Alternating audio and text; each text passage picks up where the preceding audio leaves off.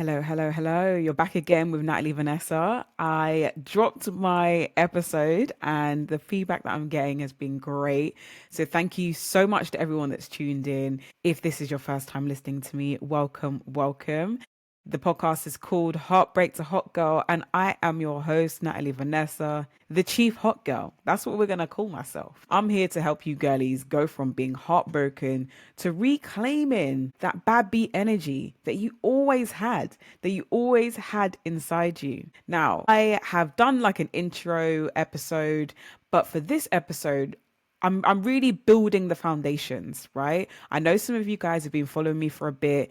You know my story. You might have seen me on a few other podcasts and read stuff about me. But for the people that may be first coming across me because of my podcast, I just need to lay the foundation so they know who's talking, like who's speaking. Why does this Natalie girl have a podcast? Why does she have a presence on social media? What is it all for? So today I really just wanted to walk you through briefly my story and where my heartbreak came from. So it's probably going to be more of a serious episode than the first one. But like I said in the first one, if you listen to the first episode, you really get everything from me. You get a bit of seriousness, you get some fun, some ratchetness. Like I really have a balance of everything. So today will be more serious. We'll throw some fun elements into it because, girl, I'm not trying to be too depressing. I mean, if I was to get into my story, I'm sure a lot of you would cry, but that's not my intention today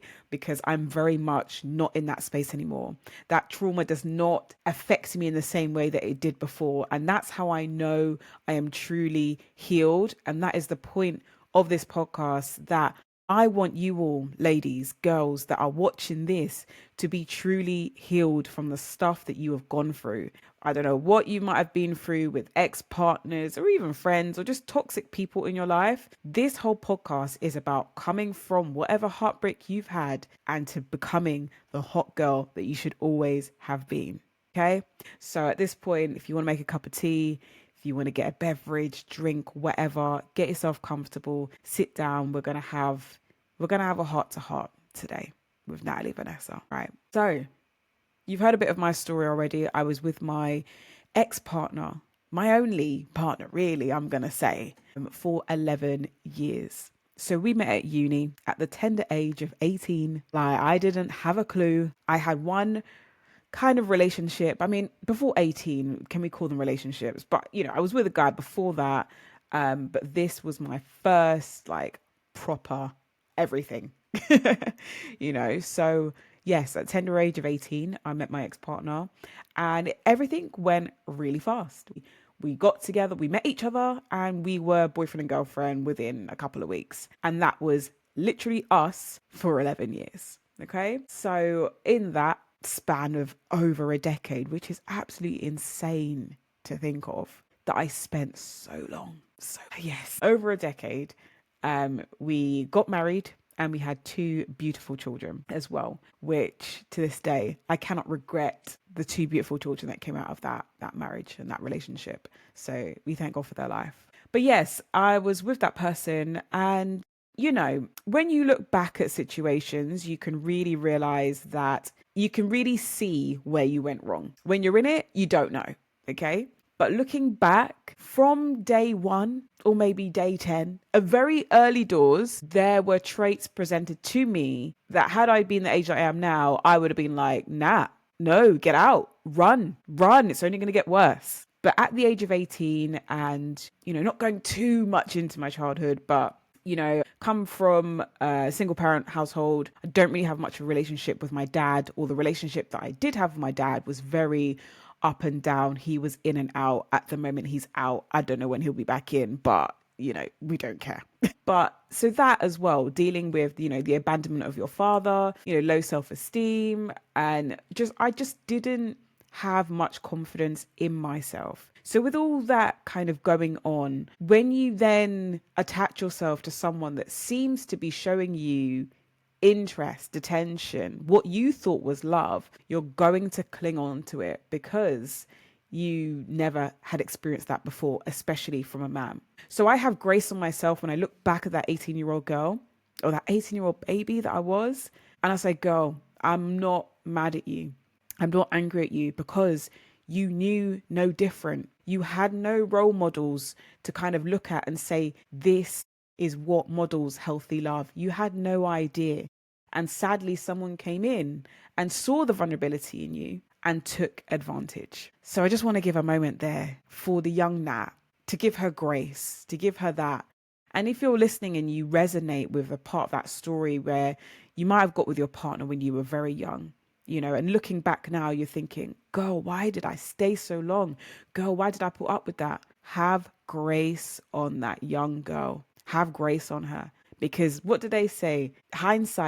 What is the saying? Hindsight is 20/20 vision. I was going to say 50/50 vision. Come on. Hindsight is 20/20 vision, meaning that when you look back, you can see things clearly. You can see where you went wrong. You can see what you should have done better. People can look at your life and say, look, you made a bad choice there. But in that moment, when you're with that person, you genuinely thought it was love. For me, I genuinely thought I was in love. I thought this was it. I've met the love of my life. And because I didn't have a full understanding of what love was, I thought love meant pain. I thought love meant disrespect. I thought love meant that I had to endure toxic behaviors, cheating, lying, betrayal. I thought that was a part of love as a woman. And I was wrong. And I hold my hands up now and say, I was wrong. But I also give that baby girl some grace. And I did stay with that person for, like I said, over a decade. But when you start to throw in children into the mix, I knew I got to an age where I was like, this relationship here is not right. The cheating keeps on happening. Girls, if I tell you, girls, I don't know how many times. I lost count how many times the cheating happened. After the third one, you think, what's the point in counting? Because clearly I'm not going to leave. Because clearly I've forgiven him every single time. So why are we counting now? I almost accepted that as my reality, that, okay, I chose to have kids with this man. So I'm going to stay here. I'm going to put up with this because I decided to have kids with that man. I wasn't forced to.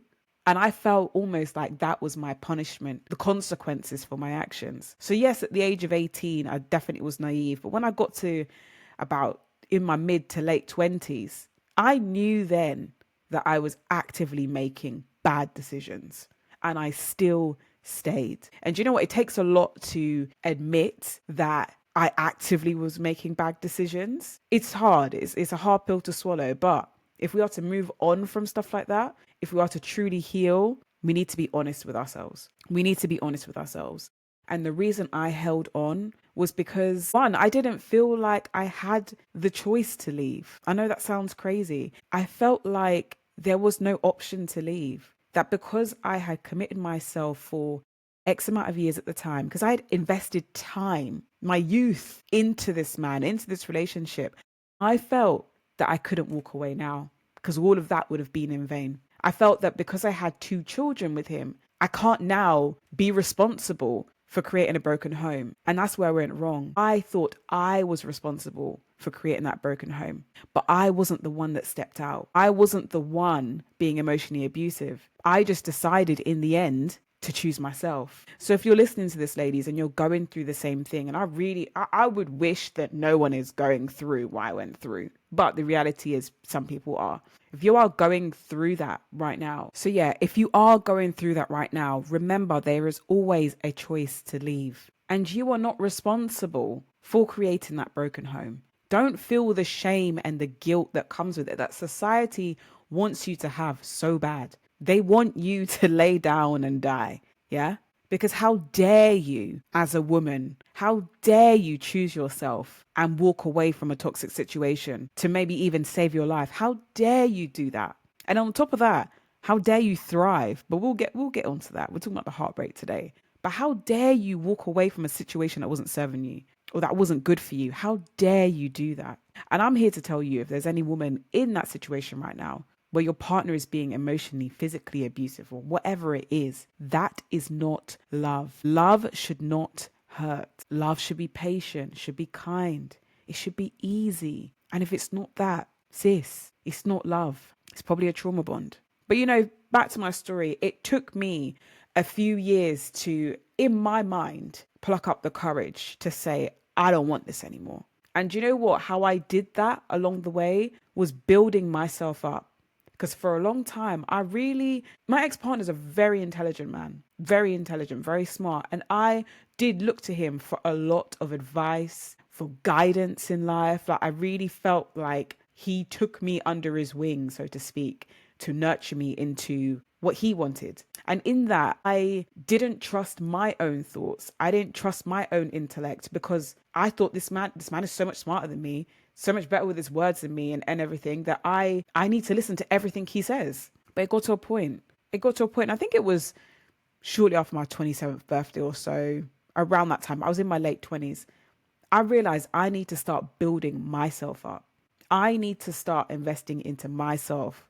And the way that I did that was looking at my physical health after I had my son. So this is, yeah, it was late 20s. So I had my son in 2019. So I probably, how old was I? I just turned 29. So after that, after I had him, I remember I really ballooned in weight. I just, to an unhealthy, it wasn't even aesthetic at this point. I just felt unhealthy. Like I would lay down, I felt like I couldn't breathe. I had dark circles around my eyes. My eyes would get puffy. Like I didn't look well. I didn't look healthy. And I knew it wasn't just the physical element of it. It wasn't just me putting on weight that was the problem. My mental health was in the gutter. And I've told this story before and I'll tell it again. I remember one particular day where we were living in our very beautiful home, guys. We lived in a very nice house, 3-story house on a beautiful estate that had 3 bathrooms. The kids had room each. It was nice and big. You know, people looking in will be like, you guys actually made it. 2 nice cars on the drive, beautiful garden. Like, you guys made it. Anyways, I remember being at home this day and I walked from the bottom of the house up to the top floor. So 3 flights of stairs. And as I got to the top floor where our room was at the top floor, I collapsed. I collapsed on the top step and I felt like someone had just punched me in my stomach. I felt winded. I felt like I just felt faint. I felt awful. No one else was there but me. No one touched me. Nothing happened. But I just collapsed. And I truly felt like I had hit my version of rock bottom that day. My mental health was in the gutter. And I remember in that moment, I laid on the top of that step and I cried. I cried. I sobbed. And that was the first time I'd really released. Yeah, I would cry, but this, I don't know if you've ever had a cry where it comes from your belly. You know, like if you go to a funeral and you hear people crying, that was the cry that I was crying. I was sobbing. And I knew I had hit that rock bottom for me. And I knew something had to change. Something had to give. Because in that moment, I said, it's either I'm gone from here, like I'm unalive myself, or I need to get out of this marriage. I said, either way, we cannot continue. And that day, I didn't know what to do. I was a stay-at-home mum, guys. I had no income for myself. I was reliant on this man to give me the few pennies that he gave me. I had 2 kids. I was on maternity leave. I was in no position to leave someone that was providing, quote unquote. Maybe we'll get into that another day. Maybe we won't, but quote unquote providing. I had no business getting up and leaving that, because what was I leaving it for? To go back and live at my mom's house, to having no money, to now my kids doing what? But I knew I had hit my version of rock bottom and I was done. So I started Googling, because at that time, ChatGPT wasn't around. I was Googling the hell out of Google, finding out what can I do? What are my options? What benefits are available? Just looking on blogs, just desperately looking online for people that had gone through the same things. This is why I do a podcast like this, because if there's ever a woman that was in the same position as me, I know a podcast like mine probably would save her life. And it's not to be big-headed at all, but I know in that moment when I was at rock bottom, I desperately wanted to see someone or hear someone that was going through the same thing as me that got on the other side, because that would have given me the hope. But I had no one. All my friends that were married were still married, with kids, happy homes, all of that. And then my other friends didn't have children. So there was no one I could relate to in this. So I dealt with a lot of it on my own. But I Googled, I was trying to get information. I was trying to find out, what do I need to do? Where do I start? And, I got some information, but I quickly realized, okay, I'm mentally not even strong enough to start this process. And the only way I knew to get strong was to get physically strong. So I started running, literally. I went outside and I started running. And I ran and I ran and I ran. And I just wouldn't stop. I remember sometimes when I was running, I was bawling my eyes out while running. I thought, this is madness. What am I doing? What are the intentions? Yes, I wanted to lose weight, but I was running 6 to 7 days a week, doing multiple 5Ks a week. Not very fast, mind you. I was a bigger girl back then. I almost tipped the scales at, like, well, I think it was 90, 95 kg. I was on that side of the scale. So imagine running with that weight. It's not easy. So I was doing my best to do a 5K, taking me 45 minutes, 47 minutes, whatever. But I was like a woman on a mission. I didn't know what I was doing, but I just knew I had to do something. And as I ran and I ran over the months, obviously the weight started to come off. I started to see that girl that I used to be. I started to see the spark come back in my eyes. And if anyone knows anything about exercise, it is amazing for your mental health. And my mental health started to improve. The depression it wasn't gripping me anymore. Yes, I still had low mood, but I could function. And it helps looking in the mirror and thinking, yeah, that hot girl's coming back. It's a good feeling. So as my self-esteem was increasing, my confidence was increasing, my ex-partner made some comments. He made some comments like, oh, you think because you lost weight now that you're going to go and find someone new. He could see what was happening, but I just kept my head down and I kept on running. I changed up my diet. I lost a lot of weight. To date, I've probably lost more than 20 kg. Still on the journey. It's hard. I want to lose a bit more, but that's it. Neither here nor there. Do you know what I mean? That's just for aesthetic reasons. But back then in 2020, your girl was running for her life, because I literally said to myself, the only way out of this is if I get a divorce or if I unalive myself. I said, we cannot continue. And I meant it.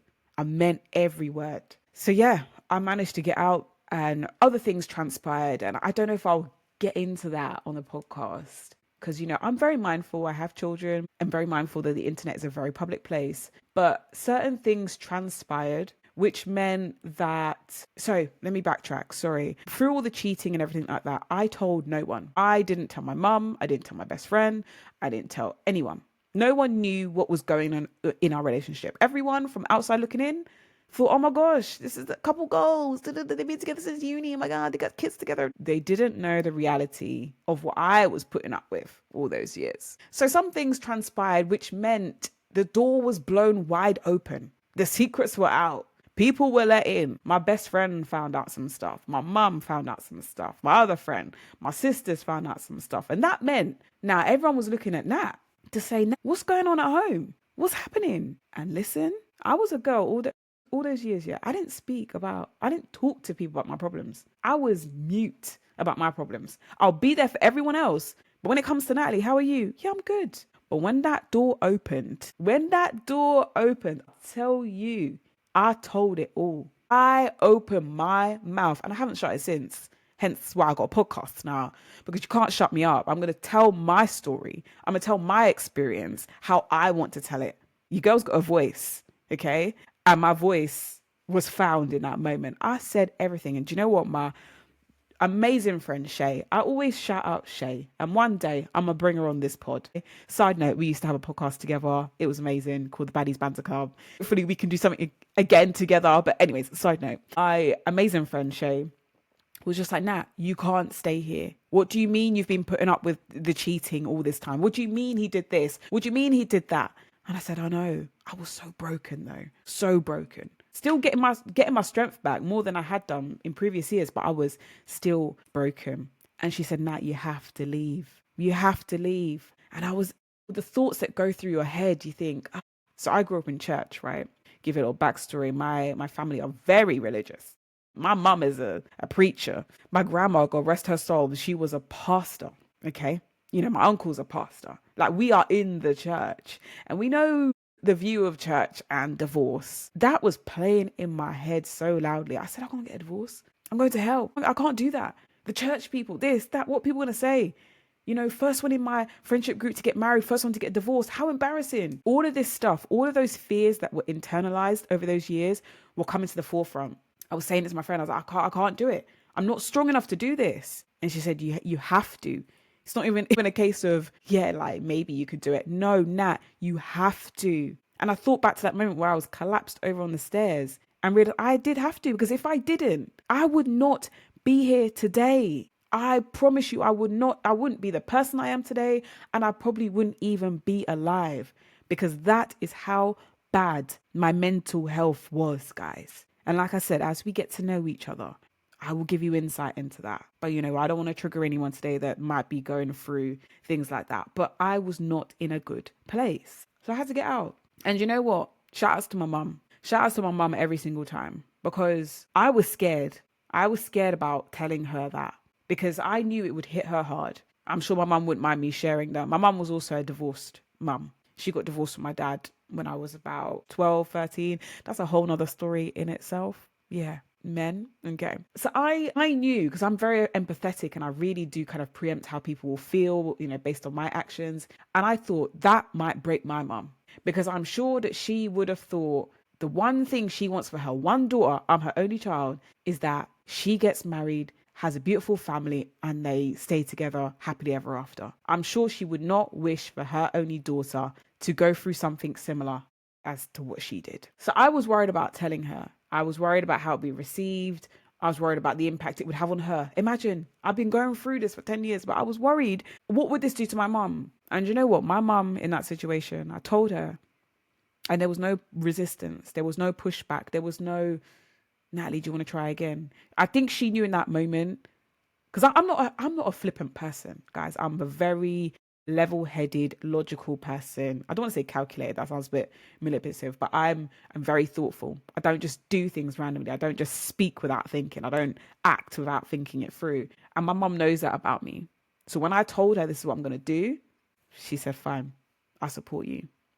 And that really gave me the push to be like, I'm doing it. And I did not look back. Despite what people were saying on the other side of the family, if you know what I mean, despite what they were saying, trying to guilt trip me, trying to say that I was the one breaking up the family.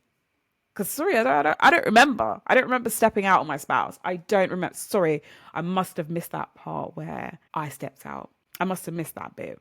But yes, they were trying to put the blame on me that I was breaking up the family. But I knew I could not go back on my decision. I knew I made this decision and I was going for it. And in that, the heartbreak that came with it, because remember, this is my, as toxic as it was, right? We did have some good times in the relationship. I will give it that. He was my best friend, genuinely my best friend that I would speak to about everything and anything. We were close. We knew each other inside and out. We were literally like joint at the hip. That was us. So even though it was horrible, the breakup, there was still that element of, damn, I've lost my best friend. I've lost everything that I've known. Life really starts at 18. So for me, he was my whole life. And now that abruptly had come to an end, I literally felt like my world had just ended. Everything that I envisioned that I wanted 10 plus years, in the future, 20 years in the future, all of that, I was like, it's done. I'm finished. And I had to go through that heartbreak, girls. I had to. But as we know, as single parents, yes, we might be heartbroken. Yes, we might be down. Yes, we might be stressed. But when you have kids, when you have picked them to look after, you better get through the heartbreak quick. You better stand up quick, because little Susan, I keep using the name Susan. Sorry, Susan. Little Susan needs feeding. Little Marcus needs his nappy changed. We don't have the luxury of really going through the heartbreak. So I didn't initially. I went into fight or flight, because remember, guys, I was a stay-at-home mum. So I didn't have income for myself. I had a little side business, yes, but not enough to sustain myself and run a household. So I had to go into survival mode. The ex-partner was like, yeah, you're on your own.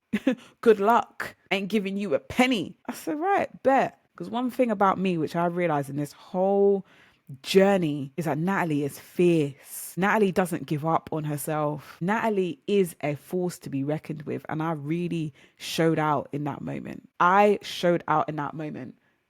Because I knew if I wanted to better my life and for my babies to have somewhere to live, I had to pull out all the stops. So the house that we were in, it was rented at the time, to be fair, but the rent, I could not afford it.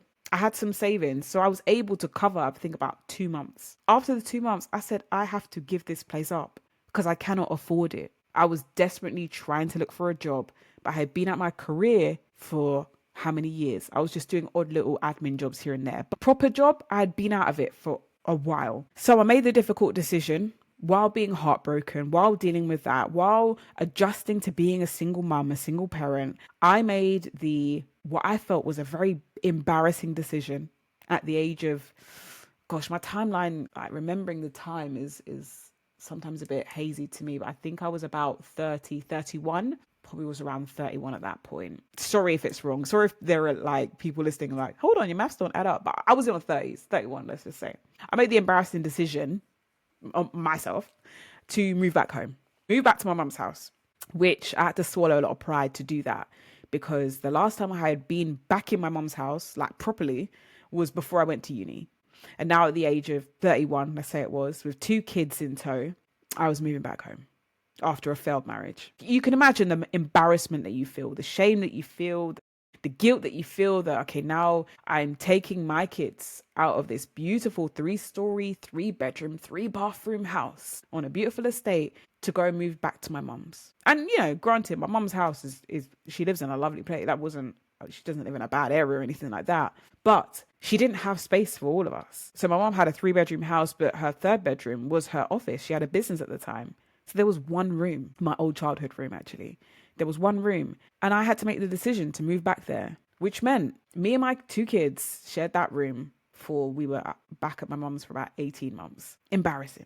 It was embarrassing. It wasn't a good time. But I stayed focused. I knew I had to get a job. I knew I needed money. So I applied for jobs like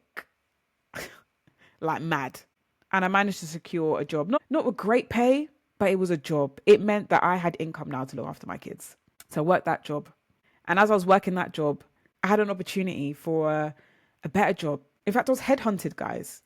I was headhunted. And the job that they offered me, I think at the time was like 7 or 8K more than what I was on. I said, yes, I'm going. And because I got that job, I was now able to qualify for a mortgage because I'd been trying. As soon as I left, I knew I wanted to buy. Bearing in mind, me and my ex-partner, we never bought a house together. We never got to that stage. That's a story for another day. But I knew I wanted a permanent home for my kids, and that was the driving force for me. I said, and no disrespect to anyone in a council house, none at all. It's great that we have the opportunity to do that. But for me, I didn't want that to be my story. I didn't want it to be my story. I said, I'd rather go home and live with my mum. Thank God my mum didn't charge me rent. I was able to save like mad, hustle like mad, managed to get that job that paid me more. So I kept on hustling, kept on saving, and managed to secure or be pre-approved for a mortgage. Honestly, I felt like I'd won the lottery. I couldn't believe it. What do you mean in the space of 18 months? I had, got divorced, became a single mum, moved back home, and now I'm on track to buying my first property whilst being heartbroken, guys, whilst being an absolute mess. I told you about the dating stories. That all happened in that period because I definitely was using it as a coping mechanism. Home was a mess, right? Sleeping in the bed with 2 of my kids. That wasn't ideal. Not having the right amount of money that I needed. I was going out partying. I was drinking every opportunity I could get. I was seeing this man, that man. It was not a good time. So I'm dealing with heartbreak. But I knew, and thank God I have some sense to me, I knew that I had to also knuckle down. And when you guys get to know me, that I am very balanced. So as much as I was a party girl, as much as I was out there shaking my ass, doing absolute foolishness, I knew I also had to get serious. I knew back home I had 2 kids that I had to provide for, that I had to house and everything like that.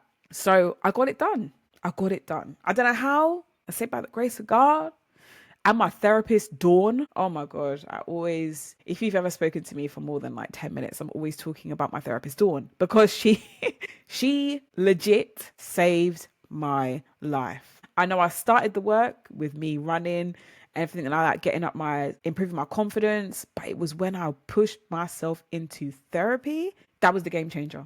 There's no way I could have achieved what I've achieved now if I didn't go into therapy. And that's so crucial. And I know not everyone has the resource to go into therapy, But that was part of the reason why I moved back home. I knew I needed my outgoings to be zero, very minimal.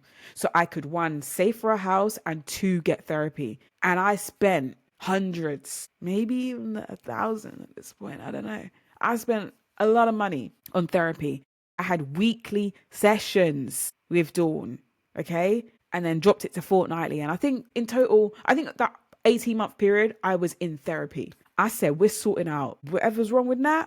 We're sorting it out today. We're sorting it all out, because I knew I'd gone through stuff in my childhood that I hadn't processed. I'd gone through stuff in my relationship of 10 years that I needed to process. I did not have the time to waste to sit around and cry anymore. And that's why, ladies, when you listen to this podcast and you hear me talking about heartbreak to hot girl, this story that I told you is where the motivation has come from, because I have lived the heartbreak that some of you might be going through. I have lived it. I went through that and I came on this side now. If you guys were to see me 4 or 5 years ago, maybe 6 years ago, I didn't have the personality that I have now. I didn't have the confidence that I had now. I didn't have the voice that I had now. I didn't have anything. I was a shell. So to see me now, you're seeing like the end product. Oh, do you know what? There's still some improvement to do. I'm not right at my end yet, but I'm there, innit? I'm there. But you're seeing the good parts now. But what I wanted to do in this episode was take you back to show you girls that I went through it also. And if you're going through it now, keep your head down and stay focused on the important things. Yes, it's good to go out and party. Yes, it's good to let your hair down. But don't lose sight of what you need to do for your children and for yourself. Therapy, self-help, getting your mind right, dealing with your traumas should be your top priority. Because there's no way I could have become a first-time homeowner, may I add. First-time solo homeowner. There's no way I could have done that if my mind wasn't right. There's no way. I needed to get my mind right and strong and resilient to then achieve all of what I've achieved or beginning to achieve. And like I've said in my previous episode, you guys are watching my journey in real time. These ones are you girls that are locked in now. I'm going to look back at these times in a couple of years when I'm high flying and everyone knows me and, you know, my name's on everyone's lips. Like Natalie Vanessa. You guys will be like, I was there from the beginning. I was there from day one. And you know what? Like I said, the girls that I speak to, I'll remember you girls always. But you're seeing this come up in real time. And if you resonate with my story, your story might be similar, because I've met women and I speak to them and our stories are almost identical. If you relate to this, connect with me, reach out to me. I'm very active in my DMs. I'm on Instagram. My handle is natalievanessa.x. The same on TikTok as well. Send me a message. I try and respond to all the message from the girlies. I've got men in my DMs, but girl, I'm not dating right now. I'm not. And if you're a man, like, just, do you know what? Segue. I have men just pop up and like, what's your number? What do you mean? I don't know you. I'm not giving you that. I'm not. Anyways, let's get back on track. Sorry. So yeah, if you want to reach out, if you want to share some of your story, I will do my best to respond to everyone. I will. I do read a lot of the messages, but sometimes, as you can imagine, if people are sharing such like deep, intimate thoughts about what they've been through, I don't want to say draining, because I don't want you to think that I don't care, because I care. I care a lot about people, but sometimes I might not have the capacity to respond in that moment because, you know, life is going on for me as well. Do you know what I mean? Most days I'm good, but some days I'm not. And we're working on it, and it's real life. And like I said, from this first episode of me doing this podcast, you're going to get realness. You're going to get realness here. You're not going to get no polished version. Like, I'm not editing these podcasts. If I edit, it's just because maybe I've coughed or whatever. But everything I say, keeping it in. I'm keeping it in. I'm not editing it out. What you see is what you get with Nat. I don't like foolishness. I don't like fakeness. So you're not going to get fakeness over here. But yeah, if you resonate, if you want to connect, reach out to me. And also, guys, I am in the process of doing a life coaching course. So if some of you guys feel like you need a bit of extra support, and I'm not a therapist, but if you feel like you need someone to, I don't know, maybe you've got some goals that you need to achieve, I will be providing that service. Once I finish my course, to help you ladies through that. Okay. The speciality that I'm going to do, I really want to focus on women that have been through a divorce, breakup, or experiencing heartbreak, or something that's, impacted them where they need to quickly get their life on track. I don't intend to necessarily work with people long term. It's literally like, I don't want to say quick fix, but just, I'm here to give you a little, girl, you can do it. A little push over that line. Like, you got this. Here to remind you that you're the hot girl. You are that hot girl. You've been that girl. And it was unfortunate that that person, that man, that woman, whoever it was, came in and took your spot. But thank God you found Natalie Vanessa. Thank God you found someone that's going to help you. And I'm here to help that woman that wants to be helped. Just to give her that, just to remind you, just to pat you on the back and say, sis, you're doing amazing. What do you mean you're bringing up the kids on your own without any support from the kid's dad? What do you mean you're running a business? What do you mean you've gone back into your career? What do you mean you're even just showing up for yourself on the days when you feel like you cannot show up? What do you mean you're doing all that?